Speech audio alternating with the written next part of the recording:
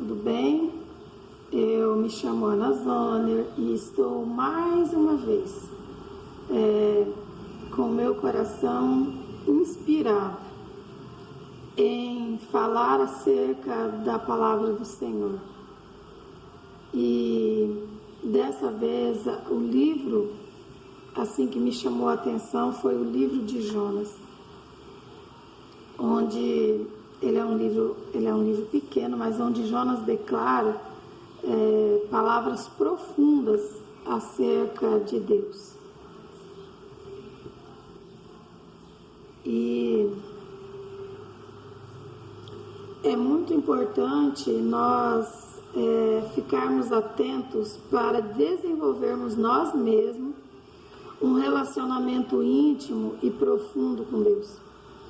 Esse é o desejo dele desde a fundação do mundo e ele não mudou.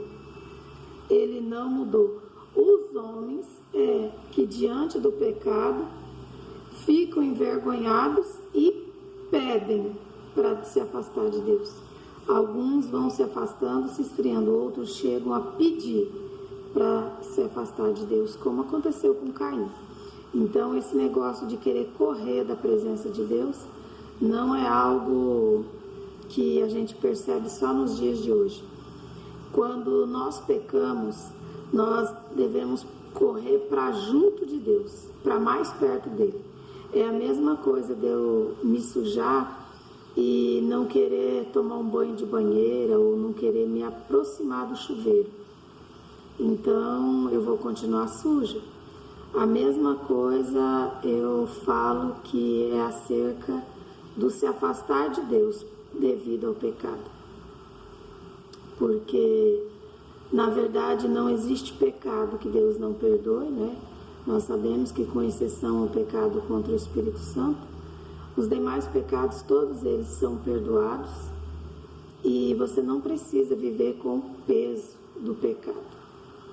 E jamais escolha se afastar de Deus, ao contrário. Assim como quem está sujo precisa se aproximar de toda espécie de água, torneira, chuveiro, piscina, água quente, água com sabão, água fria, mas assim também cada um que peca, nós somos pecadores por natureza, nós devemos buscar a Deus. E no livro de Jonas, Deus havia destinado Jonas, destinado Jonas a ir para uma cidade chamada Nínive, onde era para ele pregar que Deus estava indo para aquela cidade castigar aquela cidade. Como Deus, ele é maravilhoso, ele é justo, então primeiro ele foi avisar. Talvez ele já tivesse falado com aquele povo muitas vezes, mas ele mandou um profeta, uma pessoa de fora, que não estava sabendo de nada do que acontecesse lá, né? A não ser com uma revelação dada por Deus. Então, por exemplo, qualquer um da cidade que se levantasse poderia ser chamado de que estava querendo de doido, poderia ser julgado que estava querendo se aparecer, querendo ser o santarrão do pedaço. Então Deus levou Jonas para lá, porque Jonas chegando lá, aquele povo daria uma resposta para Deus, né? Se eles aceitariam se arrepender dos seus pecados ou não, ou se eles endureceriam o coração, mas eles se arrependeram. E antes que pregasse essa palavra, porque na verdade era para Jonas passar 3 dias anunciando, para ter certeza que tivesse anunciado corretamente a palavra de Deus e todos os ouvidos tivessem ouvido, era para ele percorrer aquela cidade por 3 dias.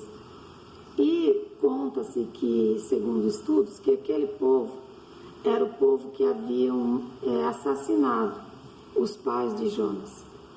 E Jonas com certeza tinha uma amizade grande com Deus, porque o que ele descreve é coisa para quem tem conhecimento de Deus. E vamos ler no capítulo 4 que diz assim, a ira de Jonas. Então está lá no versículo 2, diz assim, ó, e orou ao Senhor, agora, ó Deus, agora, ó Senhor, que é isso o que eu disse, estando ainda em minha terra.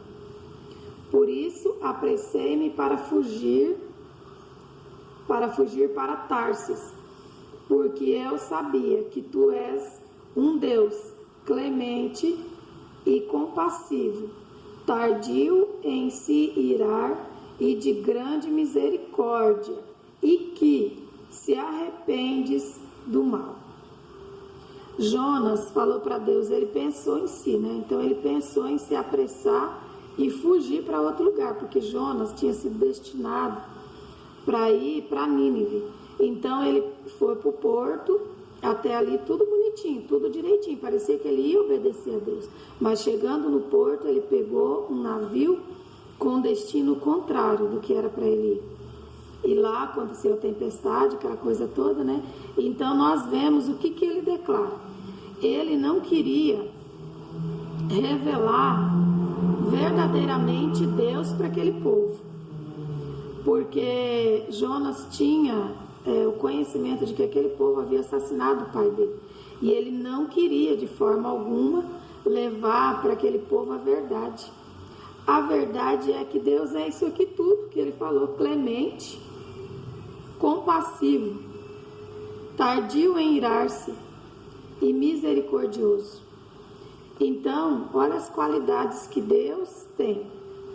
E muitas vezes estão te apresentando um Deus carrasco, um Deus que apenas castiga, mas esquecem de te mostrar que Ele é justo.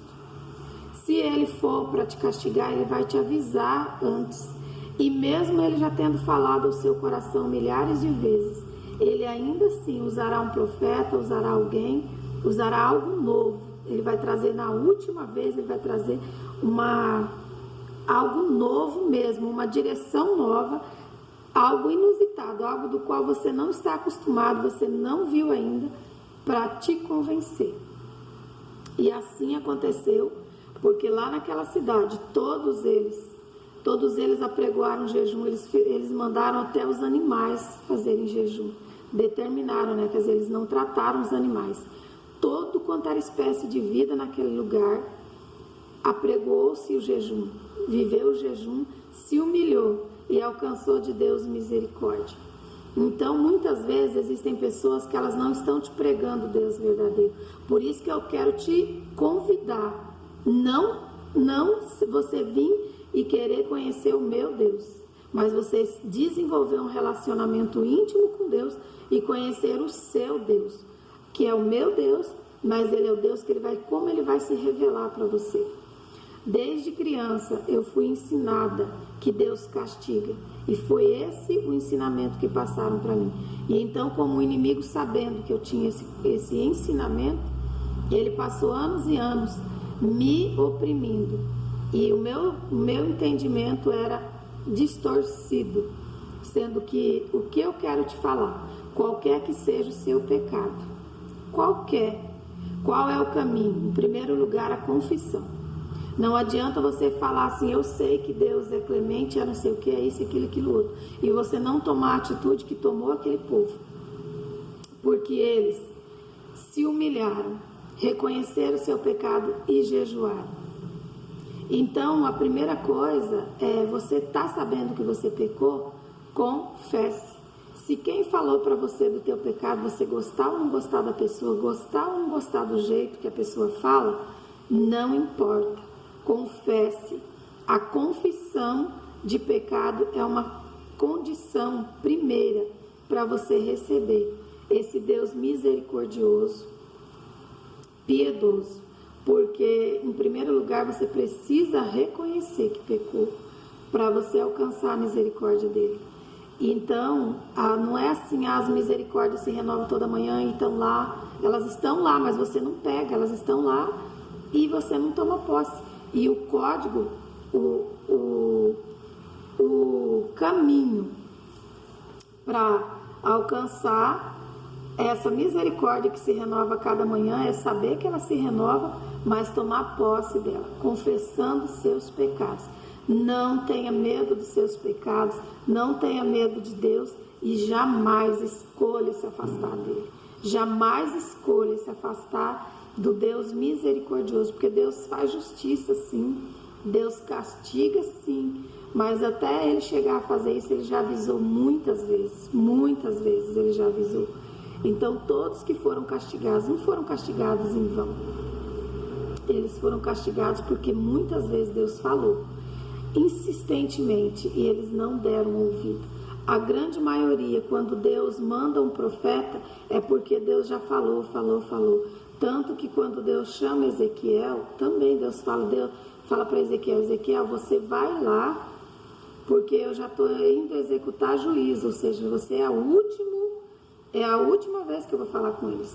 Porque Deus falou assim para Ezequiel, porque eu falei com eles, eles não me ouvem, como é que eles vão te ouvir?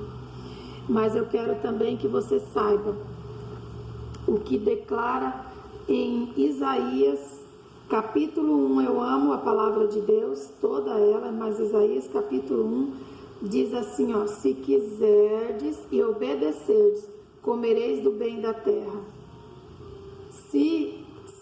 Vou voltar um pouquinho antes, ó. A graça divina vem logo, diz o Senhor, e estaremos acertados. Ainda que os vossos pecados sejam como a escarlata, como a neve, serão embranquecidos. Ainda que sejam vermelhos como o carmesim, virão a ser como a alva lã. Também o Senhor fala no livro de Isaías, no capítulo 40, que até pelos nossos pecados Ele nos recompensa. Esse é o meu Deus. Qual é o seu Deus? Quem é o Deus que te falaram? Aquele Deus que castiga? Ou esse Deus que eu estou te mostrando hoje? Esse Deus que eu conheço hoje? Que todas as manhãs a sua misericórdia se renova. Mas as misericórdias dele estão lá. É como você ter uma mesa linda e você não se achegar nela para comer pela manhã. Está lá, a mesa está lá. Você que não está fazendo a sua parte de se achegar e se servir. Por isso que diz aqui, graça divina. A graça é um favor de Deus que nós não merecemos. E Deus fala, vem, e se quiserem me ouvir, os seus pecados serão embranquecidos como a neve. Então Deus não está nem aí para o seu pecado, Deus está preocupado com o pecador. Por isso que o pecado Deus abomina, mas o pecador não, o pecador Deus quer todos os dias. Todas as manhãs a misericórdia dele se renova sobre as nossas vidas, pecadores ou não. Deus te abençoe.